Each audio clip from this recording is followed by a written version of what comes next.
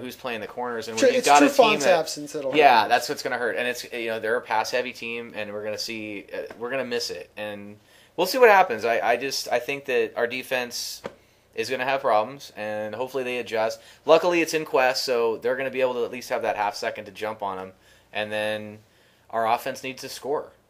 Yeah, well, and that's up. the key there is that this is a game much like the last game in the San Francisco game where Arizona comes in with a fairly dominant corner. I don't know if he's gotten to the point of Pro Bowl status yet, but Dominant Rogers Cromartie, who's their starting cornerback, last week he had an interception return for a touchdown that helped them win the game over the Texans, who were giving them all they could handle last week. And what the Hawks have done this year is that when they've gone against teams, other teams seem to be rolling their coverages to double up the other side of the field and leave their dominant corner on an island. We did it with Nate Clemens, where Clemens was on Nate, Clemens was on TJ. Whoever came to his side of the field, he'd lock down. The corner would go to the other side of the field and roll the coverage over. And the Hawks would still go after that dominant corner. Rather than attack the double or rather than do something else, they would go after that corner a lot of times. And it failed against the Niners, failed horribly against Clemens. And then this last week, we did it against Rasheem Mathis again. We went right after him. The second that we saw him singled up on our guys, we attacked him in a Pro Bowl corner. It doesn't make a lot of sense to me, okay? I'm just reporting the facts as I see them. I like it. I think it's better to do it that way. I mean, let your man beat that guy. You've got great receivers. Let them play, Certainly. I mean, you're trusting their talent, and last week they burned Rasheem Mathis, like an oven. Yeah. And so it has worked. It's going to be interesting to see if they do that same thing with Dominic Rogers Cromartie this week, because he's a guy who can be a pick six and take it back guy. And is Matt going to be a guy to attack him, or do you go after the other weaker parts of that secondary of the Cardinals? Because just like with the Jaguars, well, don't they kind of do something where they leave? They're going to leave this guy with one of the receivers, and the rest of the defense is going to focus in more of this area. So other guys are going to get doubled up, and there's all this stuff going on, and then you've got one guy against one guy.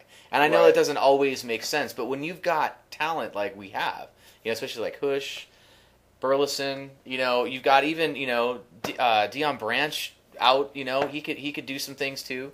I think that it's not that risky when you've got guys like that. I can understand trusting your players. I think where I take issue is that you've got all these targets offensively. You've went out and brought the Branches in. You brought in the Deion Butlers in with early draft pick this year, and you've got a quarterback who excels at making multiple reads, meaning that he can find the open guy on the football field if you let him.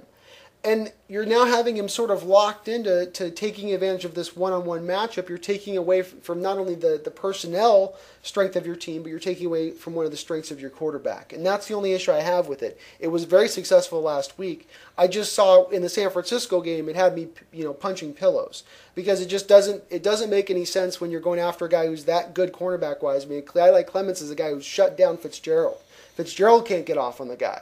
And if Fitzgerald can't get off on the guy, I don't think that TJ Hushmanzada is going to get off on the guy. I love TJ. He's a great receiver, but he's not up in that class of where Fitzgerald is. And so you go to the rest of the San Francisco secondary, which is weak and isn't as good, and you attack that. And that's what is that where it went? Is that so they threw to Fitzgerald and he underthrew him? And who in the game against? No, it was opposite. So who do you throw against when Cardinals cornerback caught the ball and then ran it back? Who was he throwing to?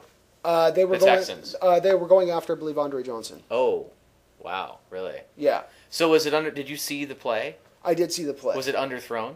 No, what it was is that the guy dropped, Matt Schaub, the quarterback for the Texans, dropped back, and he looked to his left first. So he was hoping that he had the cornerback on that right side, being Rogers Cromartie, biting the fact that the ball wasn't going his way. Then after he thought he had looked him off, he looked right back to the right side and just threw it without even really looking. And so Cromartie jumped the route. He smartly saw what was coming and jumped it. It was a dumb setup by the quarterback of the Texans and great execution by Cromartie to pick it off and go. But that's what he does. You make a mistake like that and you get cute with him, and he makes you pay. Right. And you dance with the devil. Yeah, and I'm all for still. It's not that I don't think you don't just say he's Deion Sanders and say we don't go at him at all. It's just the incessant, like in San Francisco, it was just like, let's do it again and again and again, and it kept coming back, fail. Fail. Yeah. And at what point do you go, okay, that's failing today, let's adjust our strategy to something else? Yeah, I mean, they've got a one-trick pony. I mean, Andre Johnson's like a freak guy that you lock up in a cage until Sunday, you let him out. he eats, plays football, and goes back in the cage. That's right. That kind of a guy. And then you poke him with the you'd stick love the to rest of have the week. right. You poke him, you get him angry all week. That kind of a guy you pray to have on your team. The guy is amazing, and he takes everything away from everybody. But when you only have one guy, and he gets shut down, what do? Well, you got to give him a chance, And I'm sure that they were talking too, and they were like, "Just throw me the ball, I'll beat him. I'll beat him." And he's like, "I'll get it," and he didn't get it. But different quarterback too. The thing that Hasselbeck has over him is he's smarter, and he'll throw it to allow for the receiver to get that ball. He knows he's played with Hush enough. And he's smart enough to throw it away to where either Hush is going to get it or nobody's going to get it. Yeah. So hopefully, anything can happen, especially with that kind of a guy. But that's what you would at least, if you were going to try to make that throw, you need to make it to where nobody can get it or Hush can get it and have fun. Yeah, exactly. So it's I still do see. Just let's go with predictions for this week. I still see the offense being able to put some touchdowns out there with Hasselbeck, and I think the defense is going to get pressure to Warner early enough, and they're not going to be able to run against us. Why don't you throw up some numbers? What do you think the score is going to be? I would put this game at 21-13. Okay. That's my score on this. I think the defense gives a touchdown up here and a couple field goals on some drives, but overall, our offense is able to hold the ball enough and through time of possession get this out with a win. Gotcha. It's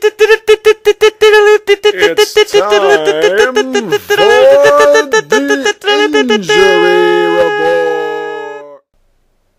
All right, so who's injured? All right, well, I don't think we're getting anybody back this week. I think Patrick Kearney's a maybe at this point, so you can probably pretty much take last week's injury report, Xerox copy it, and then stick it onto this week's schedule.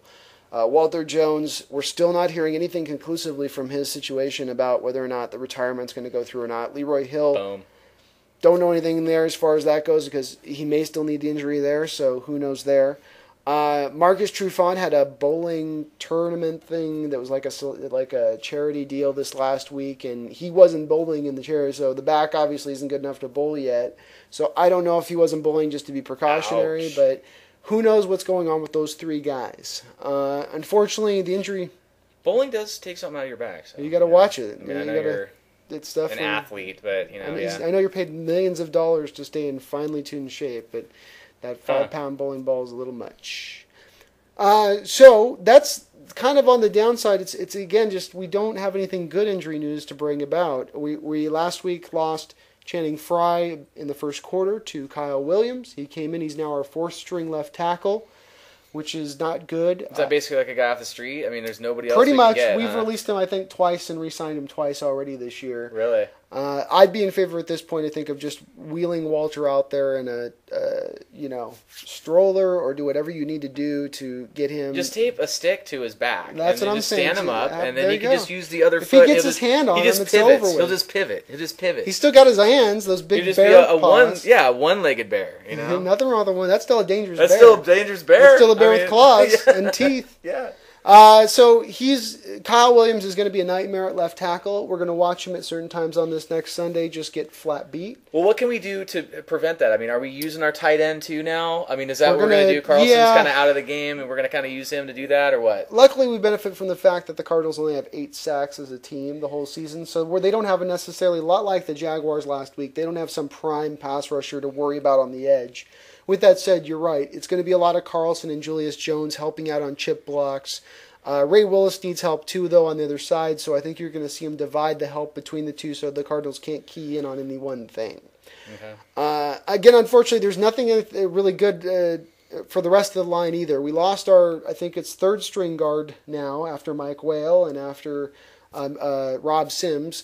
We've lost Mansfield Rotto to some undisclosed foot injury this last game. So Mansfield.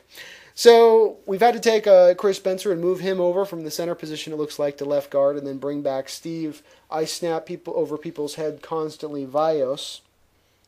And he's going to play center for us. So Vios. Lose yet another guy this week, but good news, hey, we won 41-0, so they can overcome anything, it looks like.